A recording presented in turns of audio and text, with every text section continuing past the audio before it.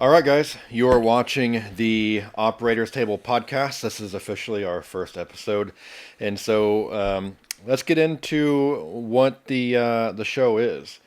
So the Operators Table, the name specifically, is for business operators, and the mission of the show really is to talk about the automotive business industry and kind of like how we got into where we are in our business and all of our wins and failures. And hopefully, the idea is that this is going to help other business owners out there that are maybe about to start their own business, or maybe they're 5 or 6 years in and they're stuck. And so they need a little bit of guidance or help. And that's kind of what the show's about. So, to give you an introduction on really who we are, my name is Myron Kirkpatrick, and I own a shop in Tulsa, Oklahoma called White Glove Auto. I started this about 12 years ago, almost 12 years ago, and basically what it is today, it's a 12,500 square foot shop that we have. We've got about 17 employees right now, I believe, maybe 18. That counts myself. And currently, this year, we're projected to hit right around $2.93 million in revenue, which is a pretty big number for most automotive restyling shops that are out there. And so we want to help get other shops up in that ballpark. And Mitch, tell me a little bit about yourself. Yeah, so I've been in this industry now. It's funny, I actually looked back at a picture from, I believe it was 2011, where I did my first wrap. So been wrapping cars 15 years now or so. And yeah, I started in the industry because I was looking for a job, didn't know what I wanted to do, try to get a job in Long Island, New York. The owner there is like, hey, we're not going to hire anyone with no experience. So he's like, why don't you wrap your car, come back and see what you can do. So wrapped the car, didn't look too bad for my first wrap. And he hired me. And from that point forward, I didn't look back. I just went over the years to different shops. And in 2019, I made a big change, moved to Oklahoma. Worked at a shop before I eventually found White Glove in 21. And in 2021, started working for White Glove and worked my way up. And here we are doing a podcast. All right. Yeah. All right. So that tells you guys just a little bit about us. Obviously, we'll talk more about us, as these episodes go on. This whole first episode, the goal is to kind of like introduce a little bit more about us and the company and why you should listen to us. And that's really what I want to talk about next is why should you listen to us? Really, over 12 years that we've been in business. Mitch has only been with us for 5 years now. Is that right? In January it was 5, so. Okay. Yep. So a little less than half of the business he's been with us. And, we have the receipts, we have all the scars, we have the proof of everything that we've gone through to get to where we are now. It definitely was not an easy journey to get there. Mitch being probably the one bearing, majority of the stress aside from myself. And, we definitely have a good perspective here. I mean, you're listening to not only the owner of the business, but you're also listening to an employee within the business that manages the operations. So you're getting a good dynamic here of getting both sides, and you're not just getting an owner's overview of everything. You're also getting the day-to-day kind of, things change quick in this business, like really fast. And it's more of just the ongoing day-to-day stuff that we've seen, the struggles, the goods, the bads. So, yeah, exactly. So, really, you're going to hear just real conversations. You may see guests on here every once in a while. Typically, it's just going to be me and Mitch. But every once in a while, we may have a guest, another shop owner, or maybe a rep from like an industry leader, such as like we use XPEL in our business, so we may have like an XPEL rep on our show, something like that. And you're not ever going to really see us have a guest that is like at an extreme high level. I'm not trying to get these crazy gurus on the show or anything like that. I'm trying to just be realistic for the majority of the people out there who are, just trying to get somewhere with their business and trying to even get to $1 million. I mean, that's really what this show is going to be about. So, Yeah, it's supposed to help small business owners. We're not going for, this isn't the type of show where it's you have a $15 million business and we're going to grow it to $50 million or help you. Like it's yeah, we're supposed not telling you how to 10x, yeah, this is like daily struggles, things you're going to, want to hear our experiences with and how we handled it and how we overcame it. And the opposite too. I mean, there's times where we made the wrong decisions, and you're just going to hear it from a small business in the automotive industry, and that's it. Yeah. So real quick, I mean, I just kind of want to get this out of the way. All right. So the room, why does it look the way that it does? I'm going to kind of just answer this question because I know people are going to be asking it. Why is there guns all over the walls? Why is it the colors that it is? So really, it was a podcast that I decided to start and that I wanted to, just open to, start helping businesses out. And I asked Mitch if he would join me in that, and he said yes. So realistically, it's more, my idea. I'm the primary host here. This is my room. And so I wanted it to be filled with things that I like. And guns are a big hobby of mine. I'm a big gun collector. So you see guns on the walls. Obviously, the cars are the obvious thing here. We're in the automotive restyling business. So I love cars. And then the colors themselves, I mean, man, I don't know. I've always liked the cyberpunk or futuristic kind of like color schemes and stuff like that, or retro or whatever you want to call it. I've always really liked that style. So that's kind of why you're seeing the colors the way they are. So really, it's just a combination of things that I like, and that's pretty much it. So there's nothing really more to it. I mean, there's nothing more you need to say. This place looks sick. I mean, the colors in here are really cool. It's funny. You showed me the first picture on your phone of what you wanted the room to look like. I told you this the other day too. Yeah. You compare that picture to this. It's crazy how you go from just like a sketch, like just a picture, just nothing, really there except just the drawing. And you brought it to reality, and man, it looks really close to what that picture is. Yeah, it's pretty crazy. What's funny is, and it's no secret. I'm not going to say I'm some like design guru here. I'm not. I used Chat GPT. I took a picture of this room, and I was like, hey, this is what I like. Make me a room that is going to be fun and fitting. And it literally designed everything that you see in this room, and I just made it happen. So it wasn't my original idea. I just kind of gave AI my thoughts, and this is what it gave me, and I did it. So, but and shout out to some people who helped make this happen too. Yeah, right. There's some some long hours here. I will say that it was majority myself and my dad as well, who may even be a guest on this show. He's helped us in this business as well, but it's mainly me and him that put this whole room together. So anyway, that's pretty much it about the room. I just want to get that out of the way. If there's any more questions about it, feel free to submit them on our socials. All right, so we're going to go ahead and move into our next segment and actually start talking about some other business ideas here.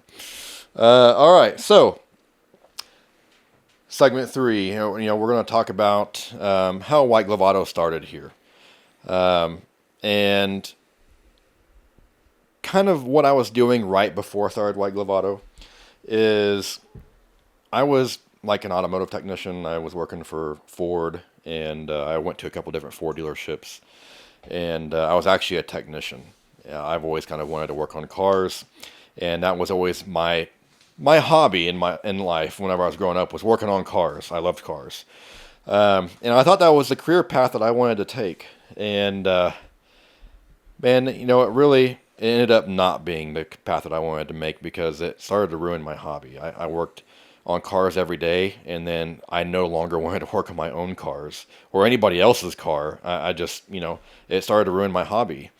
And so when I was working at this dealership, I was trying to get out of the shop, and I wanted to be a sales advisor, and or a service advisor, I should say. And I did everything they requested of me. I did all my testing. I did, everything that they wanted me to do to be ready for that position. They passed me over. I think it was like 4 different times before I was so pissed. The fourth time where they passed me over, and I was pretty livid. I went right to my shop manager and I was like, I'm done. I'm putting my 2 weeks in. This has been a constant conversation with you guys for the past year. You said you would make it happen, and you've continued to hire people off the street versus just putting me into a service advisor position. And, that's really what drove me into making my own business. I pretty much instantly, just out of anger, I was like, I'm going to go do my own damn thing, and I'm gonna make it work, and I'll figure it out. And I really wasn't thinking. I didn't know what I was getting myself into. So that's kind of what happened. That's kind of how that spark happened for me. And so when I first started, I had, I don't know, probably $1,500 saved up. It really wasn't a whole lot of anything. And I ended up getting a little shop that was like 600 square feet, and it was like $450 a month if I remember correctly. Very cheap, very small. I could only fit like one full size truck in there essentially. And I bought some detailing chemicals, and it was actually a best friend of mine too was in on it with me. Me and him split it 50-50 actually on the business. And so I put in 1,500, he put in $1,500, and we essentially just went to town. And what we thought was going to be a great idea, and oh my God, we're going to make all this kind of money, and we're going to do all these details, and realistically, that's not what happened. Our dreams got shot down pretty quick. It made us look pretty stupid, and it was about 3 months of no business. I had no idea what I was doing. I didn't know how to market. I didn't know anybody really in the car community. I just knew I liked cars, and I was just trying to detail. And I was like, hey, maybe if I just make some posts on social media, the business is going to come to my door. Wrong. Absolutely did not happen. My first customer was actually a giveaway on Facebook. I made a post on Facebook, and I was like, hey, if you like and share this post, whoever likes and shares this post, I'm going to pick a random person to get a free detail. And lo and behold, plenty of people actually liked and shared that, because I guess obviously people want to have a free detail done. And I got my first car in from that. And I was able to take pictures and post like actual work that I've done on social. And when I did that, I actually added credibility, and it started snowballing from there. It was definitely a slow start, but that's kind of how it looked in my first few months. It was not good. And so really in my first 90 days, I didn't think I was going to make it. I was just going to ask you that. Yeah, my dad, I already know what people are probably going to say. Oh, it's daddy's money or whatever, blah, blah, blah. It's bullshit. With a small loan of $1,500. Well, I mean, so you guys are probably wondering, well, you guys both put in $1,500. You had $3,000 total. How do you survive 3 months paying all your bills and, now your business bills with $3,000? Well, I borrowed a little bit of money from my dad. Okay. And, it wasn't a ton, but it got us going. Basically what he did for us is he paid our bills to where we could at least take the little bit of money that we were making and putting it back into the business and getting it flowing. And he did that for us for, I don't know. I want to say it might have been close to a year, because realistically in 1 year for White Glove, our first year, we only did $24,000. That's $2,000 a month. That's not enough to support me and Carlos and the business bills. Yeah. So it was pretty rough. So anyway, that's pretty much what the first 90 days looked like. We almost didn't make it. And what really kind of saved us is realizing that detailing wasn't where the money was at. I was just thinking, hey, detailing is where the money's at. Very little cost in chemicals, yada, yada, yada. But really the detailing market is pretty cheap. Nobody really wants to pay more than like $150 to get a car detailed. There really isn't much margin, with that. I mean, you can do, realistically, if you're doing a good job, you can probably do, I don't know, what, 5 cars a day by yourself, or maybe 8 to 10 with a second person. Do you think that's changed now since when you first started? Because in the detailing space, people don't see the quality being a big difference in price. So like obviously like White Glove when you guys did details, it was Yeah. like in depth, like you're doing every nook and cranny more than your standard average We detail. were absolutely doing way more than what any other detail shop was doing at the time for the prices that we were right, charging. and your costs were assuming you're going to do all that, right? Like I mean, if your detail was twice the price of someone else, is that what you're saying? Well, no, I mean what I'm saying is that when we first started, our prices actually were very competitive to everybody Okay, so else. you weren't charging for the level of quality you were putting into it No, compared to other absolutely details. not at first, and that's really what kind of killed it. Right. So we realized that okay, there's no money really here, not to grow and be where we want to be anyway. So we were like, we need to add another service, something where we can make more money with, something that's more profitable. We actually, in the same year, added window tinting. And I went off to a training class to get trained up on window tinting. It was a week-long class. And then I came back, and lo and behold, I still sucked at tinting. But I did get better at it. And then at the time, this is in 2015 now. So at the time, XPEL was one of the only companies that had self-healing paint protection film. I mean, they came out with the original self-healing paint protection film in 2011, and so everybody knew XPEL for that reason. And at the time, XPEL was still really a small company. Their website sucked. They had like a couple territory managers. I actually worked with one of the original territory managers there, Eric Keller, and I went to training and we learned how to do PPF. So now we're doing PPF. But also at that time in 2015, PPF really wasn't like a hot thing. It was still coming into the market, especially in Oklahoma, where, things that happen on the East Coast or West Coast that have been happening for years, Oklahoma doesn't really know about it until a couple of years later. So it's slowly getting into Oklahoma where people are finding out about this. And so it took a little while to kind of build the PPF up. But by adding window tint and PPF into the business, that's really kind of what started giving us a little bit more money. It was actually starting to make us go somewhere in the business and get to a point to where we didn't have to keep having my dad pay our bills. Yeah. So that was really the turning point of the company. If it wasn't for that, if we did not make that decision to do at window tint and PPF, You're done. we were done. Yeah. There was no way we were continuing.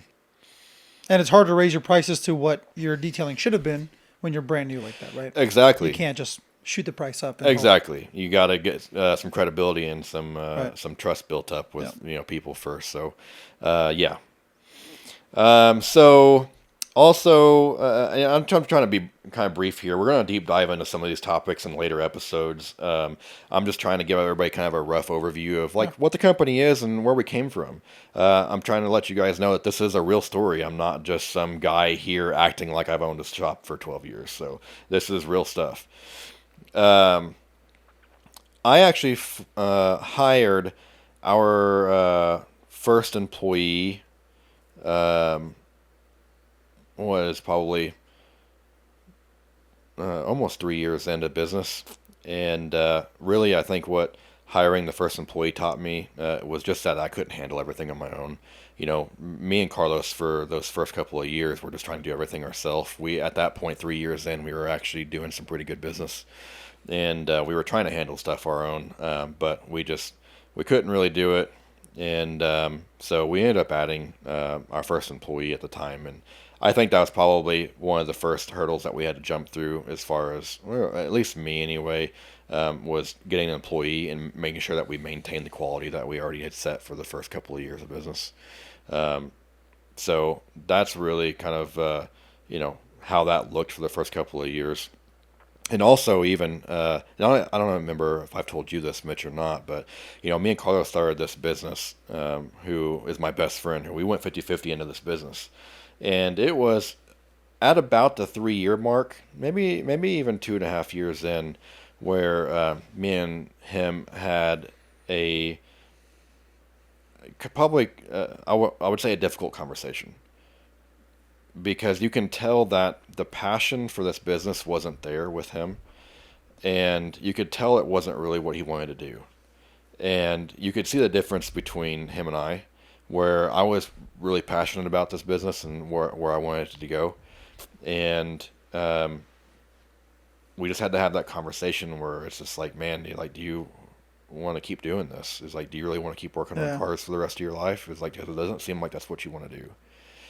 And he gave it a little bit of thought for a few days, and he came back to me and he's like, man, yeah, it's not really what I want to do. It's like, I like cars, but I can't do this for years on end. That must be a tougher conversation than many people think, because this is your childhood friend. Yeah, This isn't someone you met like a few years ago. You became buddies and just started. Yeah, that's a good point. I mean, Right. I mean, me and him, that can't be easy. we became friends when I was 12 years old, Oh. and he was like 11 years old. Oh. I mean, long time friend. And it was not an easy conversation to have that, but it had to be talked about because I could notice it. Yeah. And, even to this day, we're actually still friends. That did not affect us in any way. That's good. We're still great friends today. And actually, he was just here at my house a couple days ago. But even today, he's just like, man, I cannot go back to the shop. There's no way I can go back to working on cars. I just can't do it. It is so annoying. So anyway, that's the first couple of years there. And another thing where I kind of want to answer this, because a lot of people ask me this all the time: where did the name White Glove come from? So again, my shop's name is White Glove Auto. I used to help my mom in the Lake of the Ozarks, Missouri. She had her own detailing company called White Glove Detailing. And I actually used to help her up there when I would go visit her, and I would detail boats with her and help her kind of, just facilitate details on things that she needed to get done whenever she was super busy. And she ended up getting out of it. And so when I was ready to start my shop, White Glove Auto, I was like, man, I really like that name, White Glove. I feel like it's a premium name. It's not very common. Yes, there are other white glove detail names out there, but it's not that common.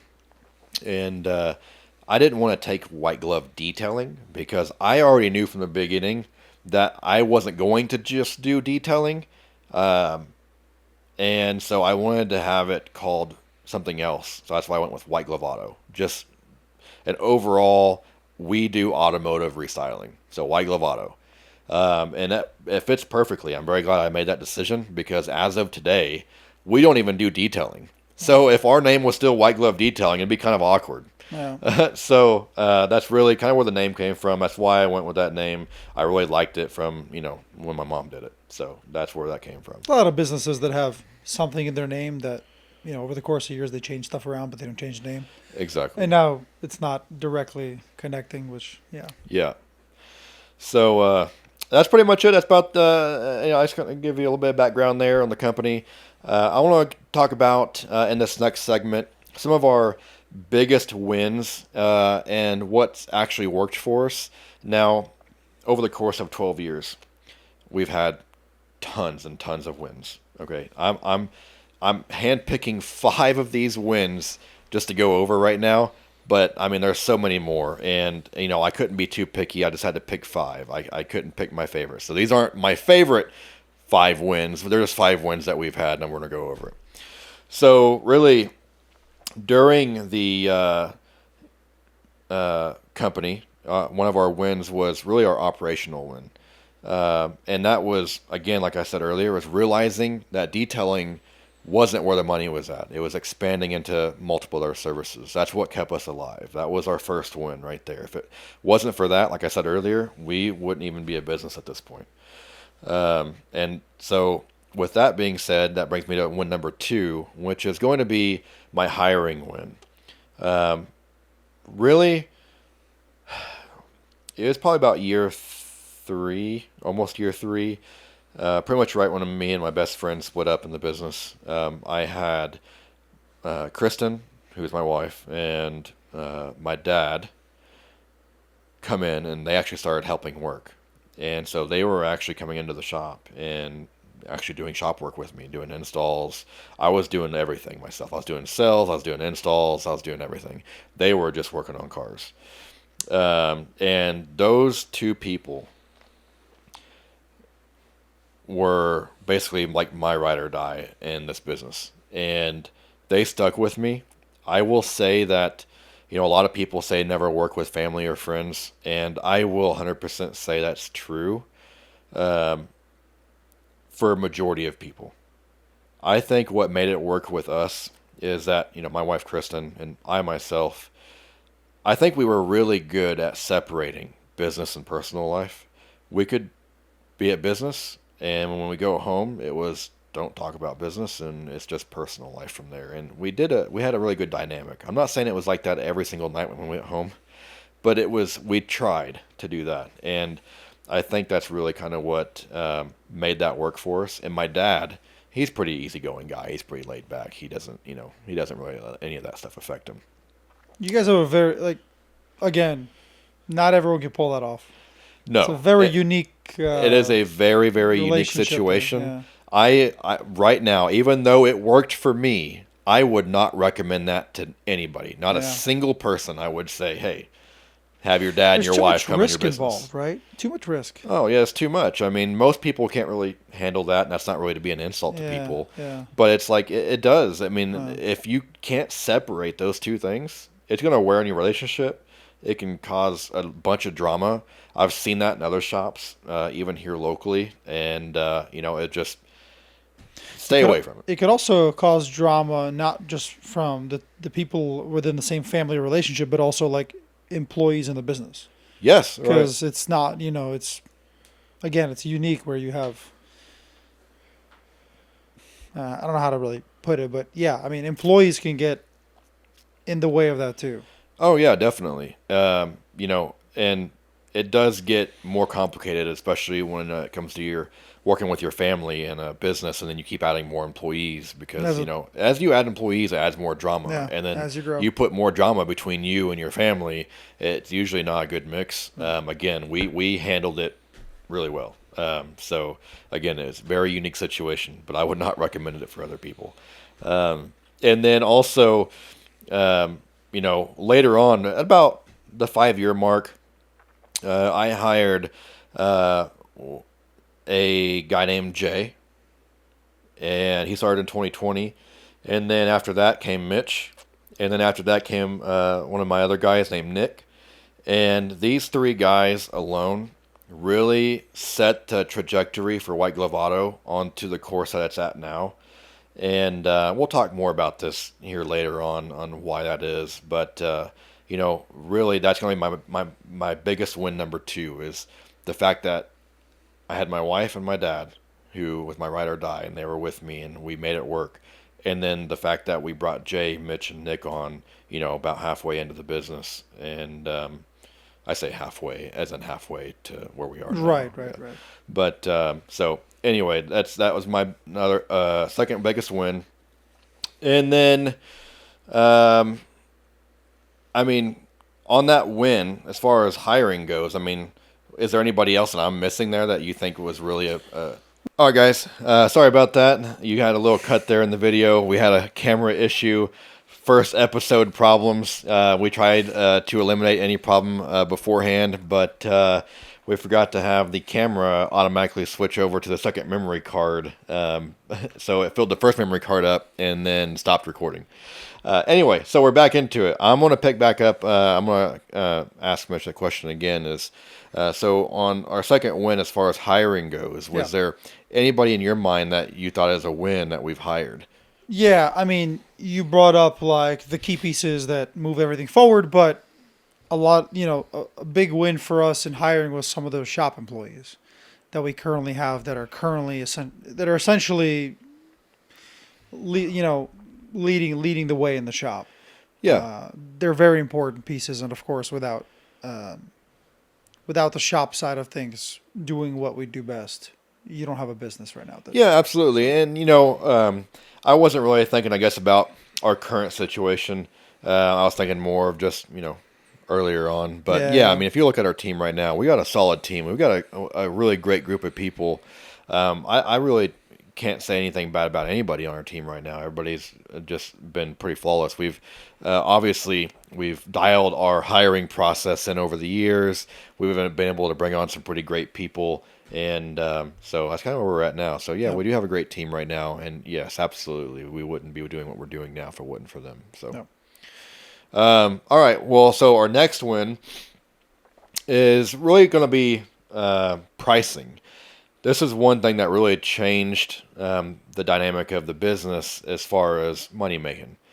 Um, Basically, the first few years of business, I was just trying to get business in the door. A lot of times, I would have set pricing on our website for, like, say, a detail. And then somebody would come in and be like, well, I don't want to really pay that. I want to pay this, or will you do it for this amount, or what kind of discount can I get? Can I get a multi-card discount, and blah, blah, blah, all the different things that you get thrown at. Um, so I always gave into that 100% of the time. Every time I was just like, yeah, I'll make you a deal. Yes, I'll do it for this. I just kind of let people walk over me as far as pricing goes. And, man, the day that I decided to change that, and it was just like, our pricing is our pricing. I'm not going to discount our labor anymore. We've got to stop doing that if we want to grow as a company. Um, and so it was probably about 5 years in the business when I really made that hard decision of just like, our price is our price, and that is what it is. And we will only give a discount in very special occasions. And that's kind of what I wanted to go for.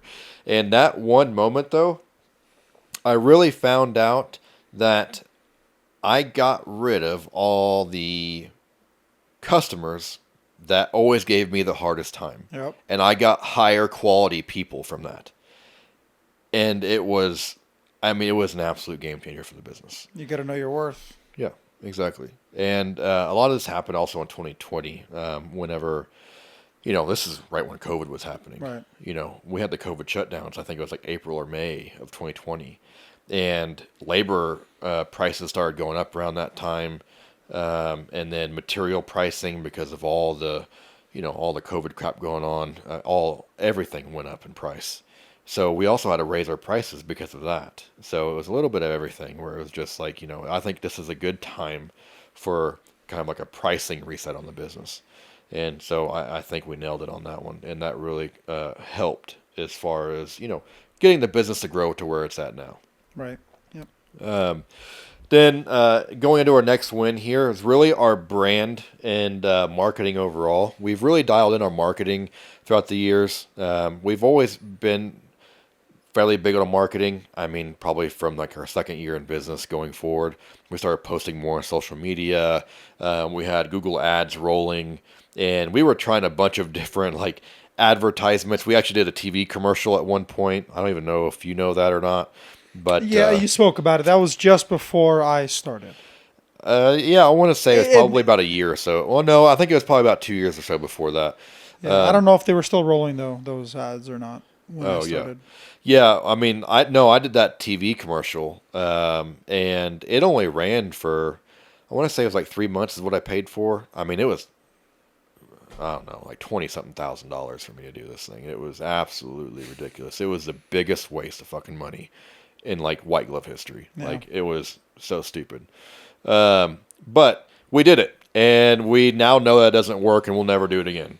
But we actually did a TV commercial, and it was on. We had it play on Discovery Channel. We had it play on our local news stations, and basically any channel where our local area watched the most. That's what channel we tried to be on, and so anyway, complete failure. Did you have But any fun recording it at least? oh, it was a blast recording Yeah. it. We had all these like super great supercars out there, all these cars that we've done, and it was. And we still have pictures from it. I still have the recordings and everything. Yeah. Obviously, it's a good memory, but An expensive memory. and a very expensive memory. Yes, for sure.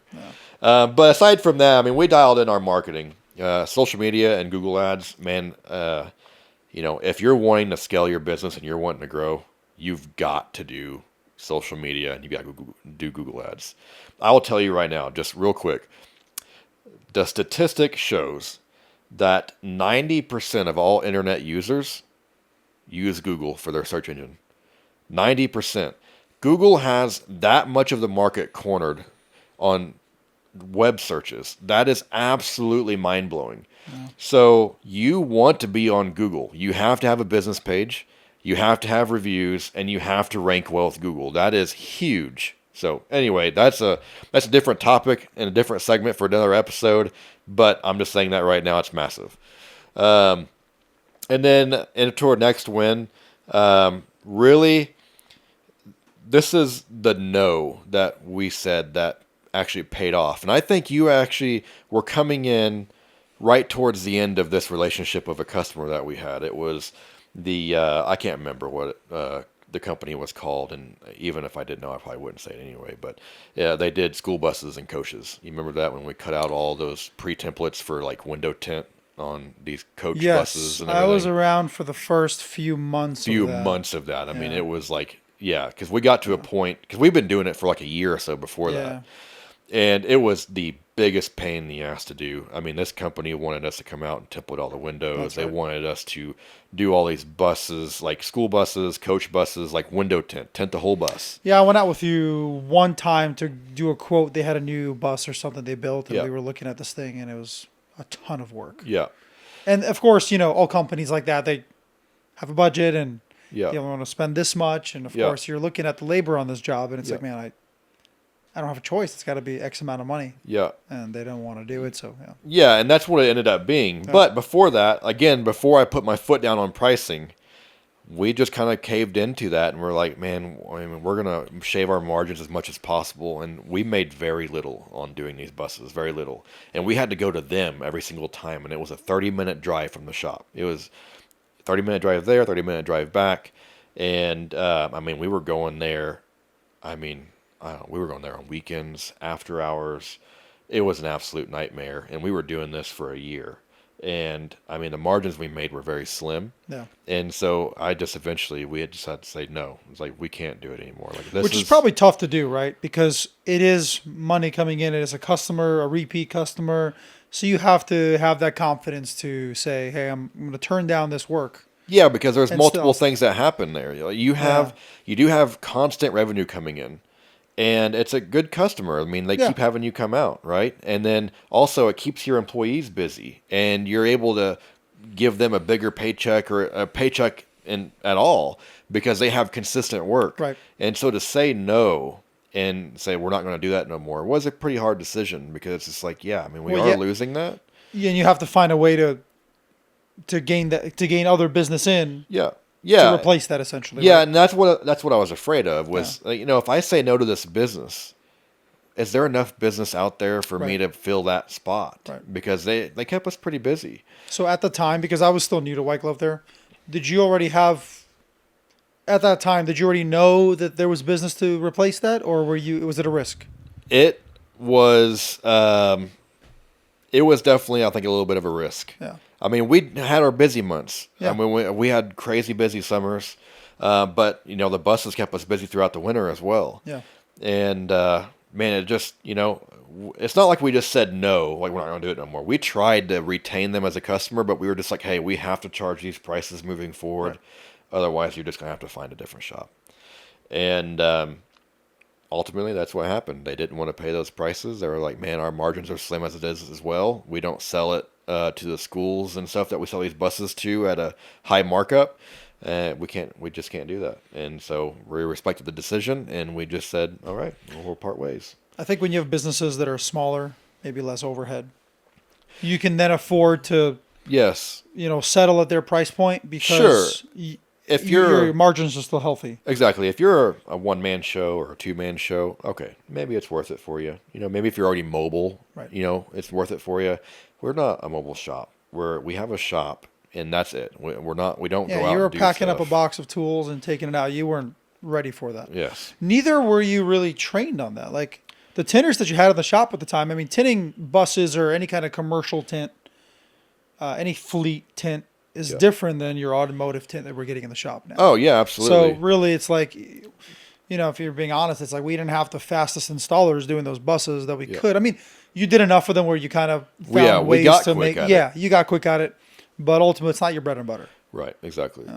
And for you guys out there who, you just heard Mitch, is that, school buses, they're easy. That's all flat windows. Yeah. But those coach buses, they have big, massive panes of glass on the side, and they were all slightly curved to where you had to shrink every window on that bus. Yeah, And that was not easy to do. that's where you lose your speed or gain your speed, right? Yeah. It's that experience of just Yeah, doing those jobs regularly. yeah, exactly. So anyway, that was really another one of our biggest wins was, saying no to that company. And yeah, it was a risk. But lo and behold, there was plenty of business to fill in that slot. The one thing I was worried about actually wasn't a problem at all. I mean, we filled that spot no problem. We made more money now that we weren't actually doing their business anymore. So Now, I don't think that comes naturally. You just randomly get business that's coming in more than you did before. You push yourself, right? Because you lost that account, or you decided to no longer, cater to that. Now you almost as a business owner, you probably push yourself to, okay, I got to work twice as hard now to try to bring in more business to replace it, right? in our case, I would say that's partially true. Really? Mainly because, again, this is around the COVID time. You started in 2021. Yeah. At that point of time, the economy was absolutely going bonkers. That's true. The timing there was was good on tons of money out there. People were spending money left and right. Interest rates were stupid low Yeah. and everything. The used car market was insane. People were making more money on their used cars than they were their, That includes it's just, me. oh yeah. Yeah. And so, we had the business there. It was just about timing. It was timing, yeah. Yeah, it was absolutely timing. So yeah, it just happened to work out for us in that situation. And I'm sure we'll talk more in the future about Oh, timing yeah. and big decisions and stuff like Yes, that. Timing exactly. matters, We definitely will. so. So anyway, that's 5 of our biggest wins. I wouldn't say necessarily maybe any of these decisions were really the smart move when it happened. They were more just options that I had at the time, and I just happened to act on it. And pretty much the whole 12 years of business is that. Yeah. Just making decisions on options that I have in front of me, and hopefully they pan out. So that's pretty much what that is. You live and you learn. Yeah, There's exactly. plenty of mistakes that you made too. Yeah, oh yeah, there are, which is, we're about to get into that next. So this next segment is going to be 5 of, I would say, my biggest failures. We've, just like our wins, we've had hundreds of failures. I mean, we've failed so many times, probably more times than we've had wins. But that's how we learn. So anyway, in this segment, we're going to talk about 5 of our failures. So I would say starting into our failure number 1 was probably going to be our hiring. Hiring was a disaster for the longest time. We probably ignored signs in people that we shouldn't have ignored as far as like maybe personality traits or work ethic. And we just purely went off of like, oh, you got some skill. Okay, bring it on, let's do it, and that's not always the best move to do. And we'll talk about that as well, but that's for another time. And so, we were hiring people with skill over character. We were hiring people that said they have training or certifications in detailing or XYZ, or people with low energy or, they were negative, stuff like that. And it was a complete disaster because we really weren't paying attention to that in people when we were hiring. We were just like, oh, you got a little bit of skill? Come on. And that was a complete disaster, a total failure for the business. And we've revamped that. And we'll talk more about hiring later on. But that was definitely one of our biggest failures was our hiring process. And then I would go into failure 2 with our services that flopped. So, man, I mean, I was trying to do whatever I could to make money, right? We started out with detailing, we added window tinting, we added paint protection film. And then, man, I was just trying to fill in these voids in business or in the early years. So we did custom lighting. I did like LED underglow kits and interior light kits. I started doing alarm systems. It was me personally doing this because I was the only one really with the mechanical knowledge with my background before starting White Glove. So we were doing alarm systems. We were doing like audio systems, like bass upgrades, nothing like crazy. 12 like volt just stuff. we're swapping out speakers or swapping out a head unit or something like that. It wasn't like custom builds or anything like that. It was just simple things. Also bolt-on upgrades like tonneau covers or air intake kits or whatever I could do. Right, I was just doing whatever I could, and ultimately, all of that is not anything that we do anymore. It's not even in the picture of White Glove, and I at the time I thought it was a good idea. I was like, oh man, we're going to be a shop that does, all these different things. And, really in the end, it turns out that you can't be a shop that does everything. You just, if you are, you're spreading your skill out too thin and you're going to just be mediocre at everything versus being great in just a selection of things, if that makes sense. Yeah, at least for this business, the way you wanted, your vision that you saw, Yeah. what worked for you. Exactly. I mean, there's shops out there that are one-stop shops that hire like a Tent whole World. bunch. Yeah, I'm not naming names. It wasn't me, but there are shops out there that do successfully do it too. I mean, if you go out and search for the best in every category, you can do it. But that's just not how White Glove works. Yeah. It's not what's been successful. Yeah. So, anyway, so that's that one. Moving on to failure 3 is financial mistakes. I would say financial mistakes is probably the biggest thing with me. I myself, I'm a really risky person. I've just always been that way. I've always had that nature in me, and so I will go all in on something. Just kind of like that TV commercial we talked about earlier. We didn't hardly have the money for that.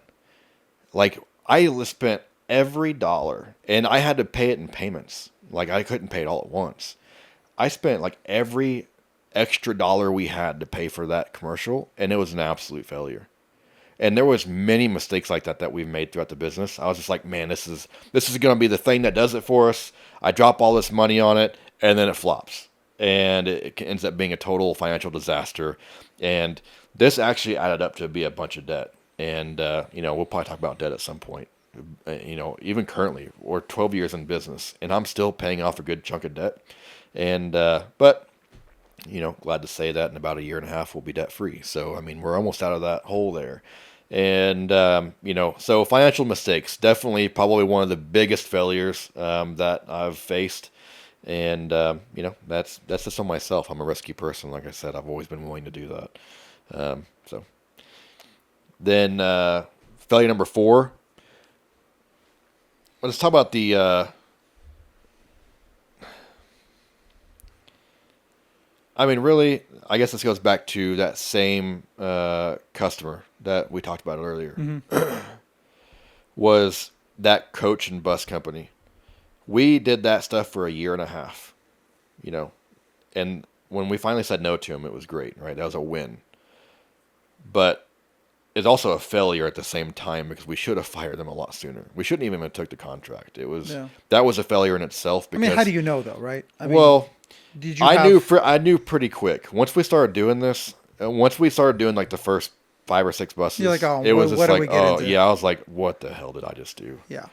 And now I'm kind of stuck into it, and I kind of committed to this company to do this stuff, and I didn't want to let them down at this point. Yeah. I was afraid to say no.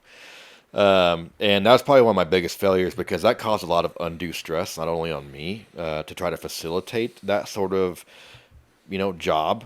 And then also my tinter at the time, it wasn't really his cup of tea either, but he was doing it because that's what he had to do. I mean, he just had to do what tent work was in front of him, and that's what it was. And it wasn't his thing either, and it caused stress on him. And I think overall, just the stress portion of it is really where the failure was, I think, on that. Yeah. So, aside from that, I mean, let's talk about the fifth failure here is just I guess the mistake of myself. I mean, just accepting the fact that I couldn't manage everything. The fact in the beginning of the business where I felt like I could handle everything. I could handle the sales. I could handle the installs. I could handle the burning fires. I could handle all of these situations. The management, everything. That was a big failure on my part, thinking that I could do that. I feel like that's an issue a lot of people have, though. That is going to be. We'll probably get into that's a whole conversation in itself. Oh, it definitely will be. That's definitely going to be a conversation that we have. But I think that right there, and that's why I saved it for my fifth point, because I kind of want to hit it for a minute here, is that I think a lot of business owners out there get stuck right here. They just think they can handle everything. And here they are working 80 hours a week. Who wants to do that? Who wants to work 80 hours a week for the rest of their life? Nobody really wants to do that stuff. You got to start delegating things out to other people. You got to hire people, and you've got to make it work. And we know how to make it work. I know how to make it work. It took me years to figure out how to make that work, and we're going to talk about that. But that's going to be one of the biggest failures that any of you guys watching are going to make, is thinking that you can handle everything, because you can't. If you plan on growing and scaling, it's not going to happen. That's the thing. You can handle it, but you're not going to grow. Yeah, exactly. So anyway, I mean, over in total in my failures along the business, I would say I've wasted a good $1 million or so in just money, just on all of our mistakes and failures throughout the years. And, I don't want you guys being that operator. I don't want you guys wasting all of this money on things that don't work. I know what works because I've been through there. I've tried a bunch of different things. I'm not a person who just got lucky on my first try of everything. I failed tons of times. I've wasted tons of money. And so I just hope that you guys out there will listen to this show and hopefully take my word for some of this stuff and at least save you a little bit of money. So if I can do that, I mean, that's already a win. That's another win in our book. So anything to add to that? I mean, no. I mean, you're going to cover a lot of that stuff in further conversations. And again, the big thing is you're not going to be perfect. You're going to make mistakes. Hopefully, this podcast helps you a little bit figure out some of these mistakes and how to avoid them potentially if you could. Yeah. But it's a learning. I mean, it's business. You're going to make mistakes. I mean, what I really want to do is, I want us to relate to you guys watching the show. This is, again, we're real people who run a real business. We're not acting here.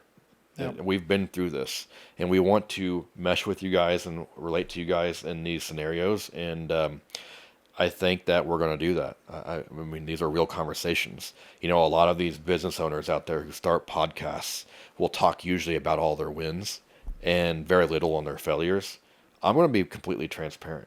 I mean, I'm a pretty open book. I try to be as transparent as possible in life with people and with my team and with my family and with everybody. So that's what I'm going to do with you guys. And, you can't grow by just talking about the wins. You have to talk about failures as well. So anyway, we'll get into our next segment here before we start wrapping up the show, which is kind of like some auto business strategy stuff. We're going to be kind of broad here in this segment as well. So pricing. This is a big thing that I think a lot of shop owners probably battle with. And that's going to be just how you compete with pricing. White glove, as of right now, and it's been this way for years now, since probably about 2020. We don't compete on price. Okay? That doesn't mean that we won't. I'm just saying that's not what we aim for. We will compete on price usually if it's apples for apples. If somebody else is doing the exact same product, the exact same work as we are, Same material. Same material, everything. Like then we'll usually work with the customer and we'll beat that price, right? That's our thing. But otherwise, that's not what we compete on. What we compete on is providing the customer with the most education, with the most wow factors, which we'll talk about wow factors at some point, and no-brainers. And we'll talk about no-brainers as well. And that's what we compete on. Because I'll tell you right now, I mean, if you want to be successful in your business, you have to mystery shop your competition in your local area and even in other areas, just to kind of see what they do. And we've mystery shopped, I would say at least 75% of our shops, if not more. And we do it on a consistent basis. I mean, we do this consistently to see if anything's changed with anybody. And there is not really another shop out there that when a customer calls, we pick up the phone every time. Other shop owners are like, you can call them, 10 times. They won't answer the phone because they're busy. They're the ones installing, right? This is an issue that you are trying to be the owner that can handle everything. Yeah, you're missing calls, right? Yep. So anyway, we answer calls. We educate the customers. We actually make sure that we are going to be a good fit for them and what they need. And that right there gets us to sell majority of the time. The only time we don't really get the sell is if it's the customer that is looking for price only and all they care about is getting the cheapest thing. They don't really care about anything else. That's usually the customer that we lose. So that is, one of the topics that we're going to talk about further later on down the road, but that is definitely something that is a big problem in most shops. Okay. Gotta pick up the phone. Yeah, exactly. And also in pricing, we'll talk about, or when to decide to raise your prices, or how much you should raise your prices by, or are you charging too much? When to hold your pricing, when to walk from a job, maybe somebody's nickeling and diming you and you get to a point to where it's like, man, is it really worth it for me? And you got to say no. We're going to talk about stuff like that. And just like I mentioned earlier in the show, there's going to be every shop, I think, is going to run into that issue. And we're going to talk about how to deal with that. Then also, we'll talk about people as well, kind of like the hiring filter that actually works for us. Again, one of our failures was hiring, right? We had big hiring disasters. And we fixed that by having proper hiring processes, filters. I mean, the filter for us starts pretty much right at the application process. And I won't get into this too much, but I mean, what I mean by that is, people will apply through like Indeed, for instance. And then we see them on Indeed, they're interested. So then we send them an email that says, hey, this is the day and time of our interview. Show up at this time, dress to impress, bring a pen and paper, be here at this time sharp. We give a picture of directions, like how to navigate the road to get to us the best way, the most efficient way. We provide a picture with arrows on it. Especially because we were in a big... we were in a big business complex. Yeah, big complex, right. And if somebody showed up to that interview and they were 1 minute late, not hiring them. They were done. That door locked. Okay. Take 356. Yes. All right. Sounds like sorry, you're guys. making a reel. Yep. So, sorry, guys. Camera issue again. Amateur hour over here. Amateur hour for sure. Yep. So, what Mitch was saying was the door locked. Yep. The next minute after that time, which I think was probably 6:30 or so. Yeah, 6:31, that door's locked. And, yeah. Yeah, exactly. I mean, if people were 1 minute late, they were not allowed in. We had a big sign on the door, too, that was posted that would say, hey, out of respect for everybody's time, if you're not here at 6:30, then we'll have to reschedule you for another interview. Yep. And that's what it was. And so we were already filtering people out just based on not following directions in the email that we sent. And I don't care if it was traffic that held them up, if they got pulled over and got a ticket, if they got a flat tire on You're the way coming in an over. interview, get here a little bit earlier. Yep, exactly. So anyway, that's a story for another episode. But again, we had our hiring process nailed down. So application process, instructions for a group interview. Yes, group interview. We would interview anywhere from 2 people up to 15 people at a time. We've probably had, yeah, probably a little bit more than that we've had at times. yeah. And we would do a 2-hour job shadow. Then we would do a one-on-one interview. And we would weed people out along the way, right? We'd start with Yeah. 18 or whatever it was, and Yeah, we would bring 4 or 5 guys in, like, okay, these guys seem to be yeah. more in line with what we're looking for. Job shadow. Exactly. Yeah. And so we had all these filters in place. Yes, it makes the hiring process long and it takes a while and it puts a lot of effort into it. But man, if you want to hire high quality people and you want to make sure you're hiring somebody who's good, it gives you every opportunity to kind of judge that person. Now, I'm not saying it's a perfect system. Yeah. I mean, we went through this and we thought we had the most absolute winners at times. And then 30 days into them working there, they're the biggest fucking losers and they didn't make it. Some things you just can't figure out that Yeah. quick. Even with the shadow, it's really like once they settle down, because everyone's on their best behavior. Yeah. You start on your best behavior, you're not gonna. I mean, some people surprise the hell out of me, but most people are on their best behavior right away, even for the first week or so, and then you see them slowly get a little more comfortable, and then you really see their habits and their intentions, and Yeah. So anyway, it's not a perfect system, but it definitely helps filter out, more so than, if you didn't do any of that stuff. So, Yeah.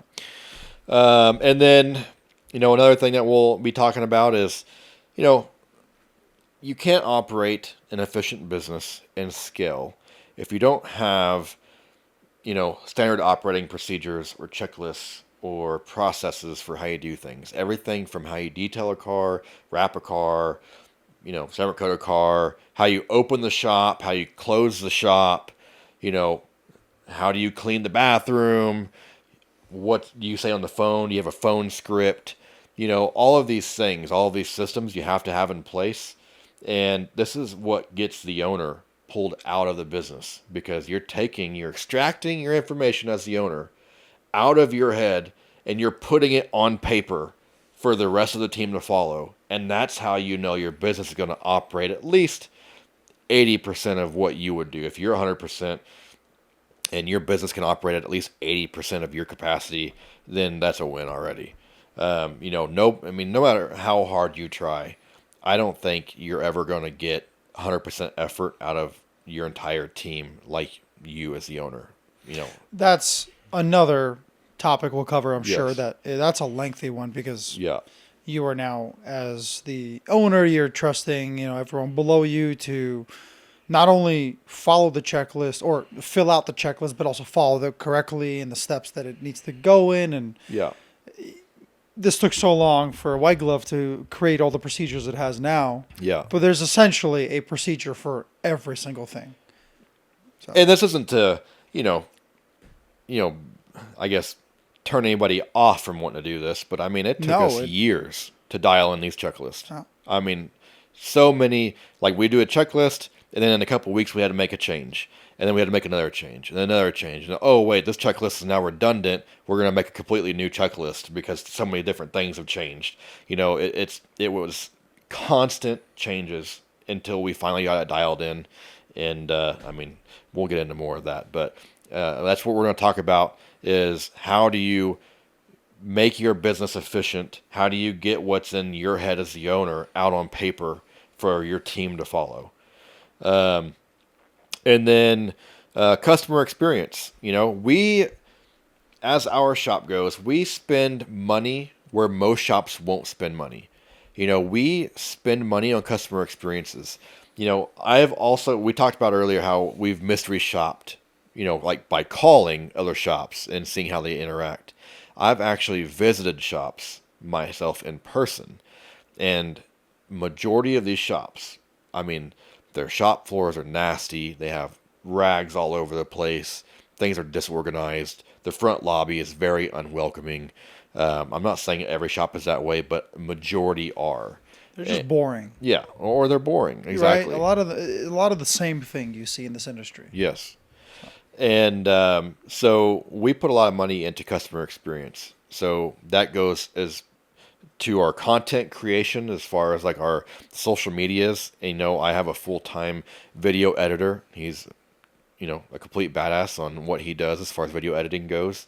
And, I spend a good amount of money for that every month. Talk about a win. Yeah, that is You went over your wins. That's a big win. that's a huge one. Content creation, definitely for Your sure. image. Yep.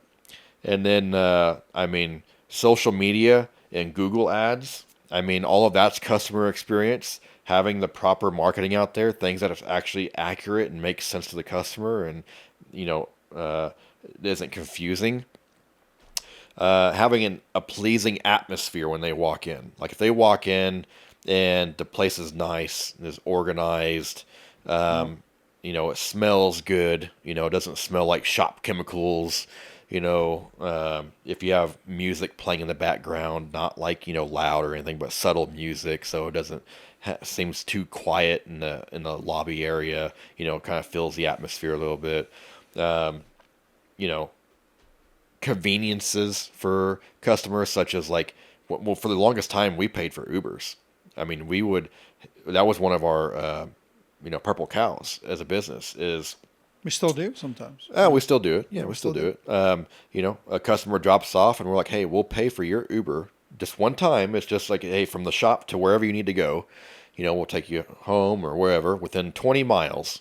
We'll pay for it for free. We would do that. We eventually got a loaner vehicle. We have a 2024 Kia Telluride now that, if we keep a customer's car for a few days and they need another car to drive, we give them this loaner vehicle completely free. All they have to do is pay to put gas back in it when they bring it back. That's it. We don't charge anything for it. It's a completely free loaner vehicle. Or we even provide free rides ourselves. A lot of times our sales manager, Jay, will give rides to customers. Hey, there's right down the road. I'm just going to give them a ride down the road real quick. It's no big deal. Cool. So we offer, a bunch of convenient services like that. Our shop management software, that's another customer experience. We, at this time, we use ShopMonkey, and it has very nice layout for everything. From when we do estimates and we send it to the customer and everything is laid out, itemized, and they can approve or deny certain things. They can see all the pricing breakdowns. They can do financing right there inside of their that link that we send them.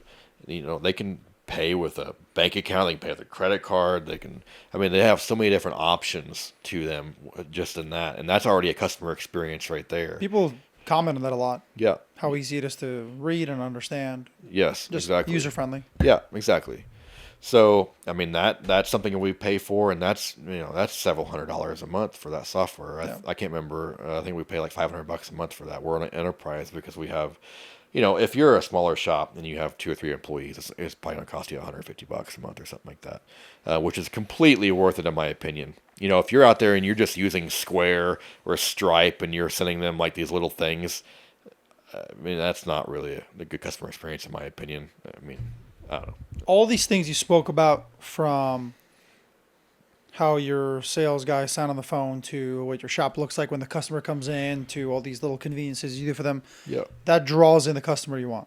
Yep. Right. You want that high-end customer, you give them a high-end experience. Everything that you do in your business has to frame the customer that you want. Right. Okay. So if you want low-end customers, then have a low-end looking shop. Very well said. Very well said. That's pretty much it. So you really have to make sure that if you want to grow and scale and you want to have a good customer base, then you need to make sure that they have a great experience. And you do that by investing into all of these different aspects to make sure that happens for them. Aside from that, one more thing on that for customer experience is you answer every call that comes in. Every call. Like, don't miss a call. You have no idea how aggravating that is. I'm sure even you guys watching, if you're trying to get something done for your house and you're calling a plumber and they don't answer their phone for you call them 3 different times and never answer their phone. Like, what the hell are you doing? Do you not want to make money? And that's so frustrating. And then what do? You call somewhere else. Yep, you move on. Yeah, and majority of the time, people won't even call 3 times. They'll call once, and if you don't answer, they're calling somebody else. I mean, you got a Google page up. You have all your businesses literally in order, phone numbers in order. You're going down that list. You just lost. Yeah, you've already killed your business just by not answering the call. So that's also customer experience right there. But anyway, we'll get into a lot of that stuff more later on. We'll deep dive into some of that stuff. Yeah. And then we'll talk about marketing as well, where we've wasted the most money in our marketing, like we talked about that TV commercial earlier, and what actually works. So, TV commercials, billboards, Valpak, all that stuff all sucks, and we'll talk about that. And the only thing you really should be doing is Meta ads and Google ads. Yep. It works. Seriously. Yeah. Okay, so really, we're also going to talk about, what a business owner shouldn't be doing 5 years into their business. So if you guys watching the show right now, if you're thinking about starting your own business, or maybe you've just started your business and you're looking for some guidance, and that's probably how you found this show, within 5 years, you should be pretty dialed in to where you shouldn't be doing things that I was doing 5 years in, and that's just realistic. So the only reason why it took me that long was because I didn't really have any guidance.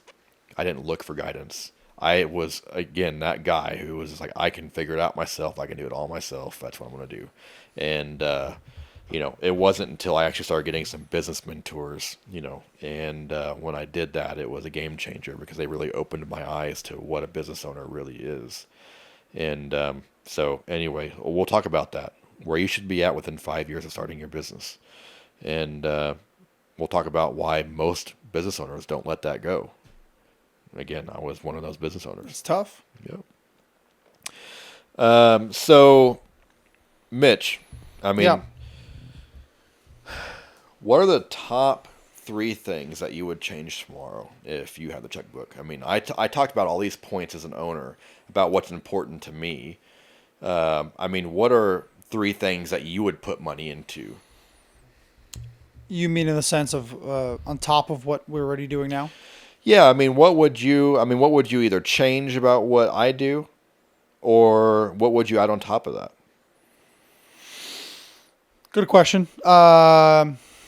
This is where it comes in. It's you got owner perspective here. I'm talking to you about my experience, and then you got, his perspective here. So I kind of want to hear what he says. Yeah, like every situation is a little bit different. And ours specifically, like if we're just talking about our location of a shop, the one thing, and this again for convenience for customers, we get a lot of nicer, more exotic, lower to the ground cars. I would say probably repaving our parking lot, as stupid as that sounds, but like getting a nice clean ramp. Our parking lot's kind of off the road. There's a little bit of an angle there, and if you don't take it right, you'll probably scrape a low car. But just for convenience, probably finding a way to pave that a little smoother, or not having any, just inconsistent concrete, like something like that around your shop, especially towards the side of the back. If you guys have ever come to our shop, you'll see the back. The back of the shop is not really used for customer cars, but we do. Customers don't drive through them, but we do pull cars around into our back gate, into the back door of our shop by using that back parking lot. So yeah, investing money into the outside of the business on the ground. Let me pause you there real quick, because you brought up a good point. I've driven a lot of lower cars. I've had Nissan GTRs, Lamborghini Huracan, Audi R8. Right now I'm driving an NSX, and it's like 2 inches off the ground. Yeah. If I am going to a business and I see that their entryway is complete garbage, to where if I'm going to fuck my bumper up going into that parking lot, I'm going somewhere else. Yeah. I'm going to a completely different business. Yeah. I don't care what business it is, automotive or whatever it is, but that will definitely turn me off as a customer, because I can't get my car in there, so I'm going somewhere else. Yeah, you have people who you have a $250,000 car or more, in a lot of cases more, to go spend potentially, if you're going to visit the shop, let's say you spend 10, 12 grand doing a full body PPF wrap in your car. You're risking that bumper that's going to cost you 3 times, Yeah. like on a Ferrari, for Yeah. example, or whatever, to repaint or fix a bumper is going to cost way more than that work you're going to get quoted right now. I will So, actually. This brings up something else that's funny that happened to me, and it was something that I never really thought about. But in our second shop that we moved into, uh, they had these our parking spaces that we had these big, massive, like concrete parking barriers, like at the front, mm-hmm. and we had a customer that had like this custom wide body kit. It was a Liberty Walk kit on a Lamborghini Aventador, and he pulled in one day, not really thinking about it, and he completely just trashed his whole bumper right on that concrete bumper. This is where? At our second shop. This is before you were hired. Oh, okay. Yeah, That's yeah. why I'm asking. Yeah. Yeah. So he completely trashed the bumper. I mean, completely. Like he had to buy a new bumper. It cost him like 10 grand to get this new bumper shipped in from Japan. Had to have it all fitted, repainted, and at that point forward, I always made it a point to where we had low profile parking bumpers. So I would specifically buy these like low, like 2, 3 inch, probably like 2 inch, like plastic blocks that you could put down in their place. So we would have the landlord remove the big concrete ones out, and then we'd put these other ones in, and nobody ever had a problem from that point on. All it took was that one issue for me to fix that, because that was a very bad customer experience, even though it was his fault technically for not seeing it. That was my building, Yeah. and I catered to high-end cars, and I didn't have the facility to handle a car at that ground level. So anyway, what you're talking about is definitely a huge customer experience thing that any of you guys should change. Your entryways, your parking blocks, whatever it is, that is a big customer experience factor right there. It's top to bottom. Yeah. And you don't think about these things until you run into the issue. Yep. And then you make changes. Yeah. Which also kind of leads you back to a lot of like the procedures and stuff that we have in place and checklists. We'll get into that. But Yeah. same kind of concept. Yeah. You don't make the changes until you like, oh shit, Yeah. Exactly. something needs to change. And then, Yeah, and that's usually where a lot of our changes happen throughout business. Was something messed up, and we did something to change it. We didn't just let it go. We did something to change it, and that's what you have to do as a business owner. And I know a lot of people don't do that. You know. Yeah, the more this podcast goes on in future episodes, the more we'll talk about all these little changes that we have to make because of our issues that we ran into, Yeah. and hopefully we'll help other people out. So. Yeah. But Okay. yeah, the second thing, actually, while you were talking there, I was kind of thinking, and a big one I would change if I could change one thing inside the shop, probably more lighting. You can never have enough lighting. Yeah. Probably more lighting. Our shop's like a big, let's say we have a couple of sections to our shop, but the main room is a big square or a big rectangle. And the corners is where we have our lifts that we use. And the lighting is good in the shop, but when you're in that corner itself, you get a nice dim spot right in the, I guess, in the front corner, the corners of the car, right in the corner of that room. Probably lighting. Yeah. Now our installers are great installers. They work around it. We have big we have big lights that we roll over and use. So we're not working in the dark here, but Yeah. they have lights so they wear on their head, and like I said, the big lights that we roll around to position. But probably to make it a little more convenient for the employee in the shop, probably have some kind of lighting built into the walls there, in a way where they don't have to. Now again, it's good, but it's bad because when you're in front of those lights, you cause a shadow. But if you have lights all around the corner, I suppose you can cover every angle, so then you don't have that kind of issue. So Yeah. that'll be the second thing. The third thing that I would do is, I put him on the spot here, guys. yeah, it's all right. I'm thinking here. We're just so perfect, So no, I'm kidding.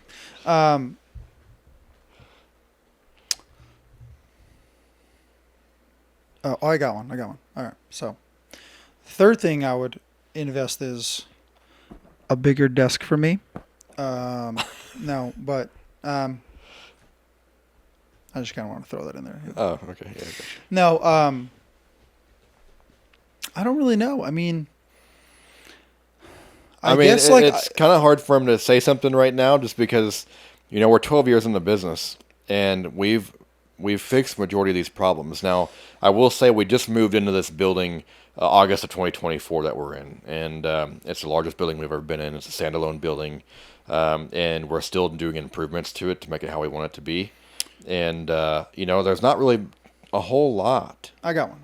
Okay, All right, so I covered the kind of like the outside of the building, the one issue in the shop.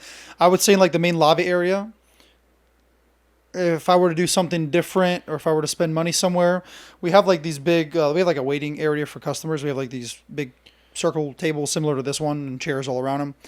I would probably do more like a lounge area where customers have like a nicer couch to maybe sit on. They kind of, yeah, because everything we have, and we have different tables and different chairs in different areas of the lobby. Our lobby's pretty big. I'd probably do like one area, like a couch that maybe faces the TV, that TV that's in the middle. Maybe something more like loungy, so customers can just relax a little bit more. Yeah, gotcha. Be a little more comfortable. Yeah, I definitely see that, and that's kind of what I wanted to go for at first, but it just at the time when me and Kristen were kind of looking at our options, we were just like, man, I don't know if the couch is going to really look right in this kind of lobby. That's the thing. It's like if you want to, it's like, yeah, exactly. Yeah. If you want to do a lobby, like a lounge area, you almost need a separate room for that. And our main like lobby area where customers wait and where we do our sales is all connected. It's one big room. So it's almost kind of a little weird to just put a couch in the middle of the room. Yeah, unless you do like a U shape where it's like a designated like lobby in the middle of the room. But then again, you have space and you have other tables and stuff there. So. But those are three good things because I've never actually asked him that question. I actually just asked him that on the spot, and he came up with three pretty good things. Now the first thing, with the parking lot or whatever, we've actually been working on that already. We already had a good section of the parking lot replaced, and but we do want to replace a good chunk of the parking lot still. And if you guys know out there, concrete's expensive, so we got to do it in chunks here. Just because I've been in business for 12 years doesn't mean I'm a multi-million-dollar, successful entrepreneur over here that I can just drop, $100,000 on a new parking lot. So, anyway, that's the goal, right? That's the goal, but it's not to that point yet, But anyway, so good stuff. So, let's go ahead and kind of wrap this up. Again, I kind of want to do a recap. My name is Myron Kirkpatrick. That is Mitch Borden. And you're going to see us on this show every episode. It's going to be me and Mitch. And then at times you're going to see a guest.